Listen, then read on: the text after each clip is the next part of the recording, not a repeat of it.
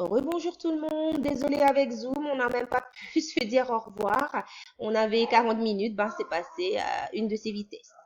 Donc, pour terminer la partie grammaticale que j'avais démarré avec vous, donc ici, c'est pour apprendre à dire l'heure et les moments de la journée en utilisant la préposition in et at.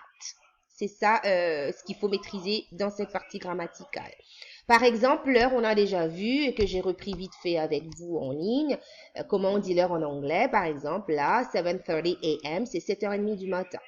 Et les moments de la journée, ce qu'il faut savoir, c'est comment on dit le matin, c'est in the morning, l'après-midi, in the afternoon, et le soir, on va utiliser at night parce que c'est une exception. Donc, on a pu voir ça. In s'utilise avec un moment de la journée. Si je veux dire, voilà, je fais du vélo le matin, on va utiliser le mot in the morning, l'expression in the morning. Si on veut dire, je vais prendre par exemple le bus à telle heure, on va utiliser at, et puis on va dire, je sais pas, at 7 a.m., à 7 heures du matin. Voilà ce qu'il faut garder en tête ici. In s'utilise avec un moment de la journée. At s'utilise avec une heure exacte, une heure précise. Poursuivons. La partie 1, c'est complète avec le moment de la journée qui convient dans chaque cas. Là, ici, tu vois, on te donne l'heure exacte et on te dit de compléter avec un moment de la journée. Le moment de la journée, est-ce que c'est le matin, l'après-midi ou le soir? En gardant en tête que pour dire le soir, on utilise at night comme préposition si c'est une activité que tu fais le soir. D'accord? Par exemple, dans chaque phrase, il faut chercher les mots-clés qui vont te guider à quel moment de la journée on fait ces activités. Par exemple, dans la phrase numéro A, at 7:30, I have breakfast, then I brush my teeth. Ici, les mots-clés, c'est breakfast. C'est à quel moment de la journée tu vas avoir ton breakfast et après tu vas te brosser les dents. La phrase B, at 7:30 I have dinner, then I watch a bit of TV, and then I brush my teeth. Pareil, il faut chercher les mots-clés. Donc, je te laisse chercher les mots-clés dans cette phrase B pour savoir à quel moment de la journée tu fais ces activités. Et le tout dernier, I sometimes have soccer practice during the weekend after school. Soccer, n'oubliez pas, c'est le foot.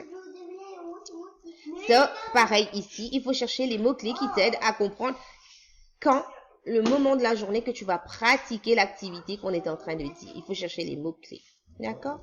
Et la partie 2, c'est souligne la préposition correcte dans chaque cas. Ici, il faut choisir en in et at. Si tu as bien compris comment ça s'utilise ici, ben, il n'y a pas de raison pour le faire, pour avoir des difficultés à le faire. Il faut juste garder en tête in, si c'est un moment de la journée, le matin, l'après-midi, le soir. At, si tu es en train de donner une heure exacte. Bien sûr, il faut prendre en compte le sens de la phrase. Donc voilà la partie que je voulais voir avec vous, partie grammaticale.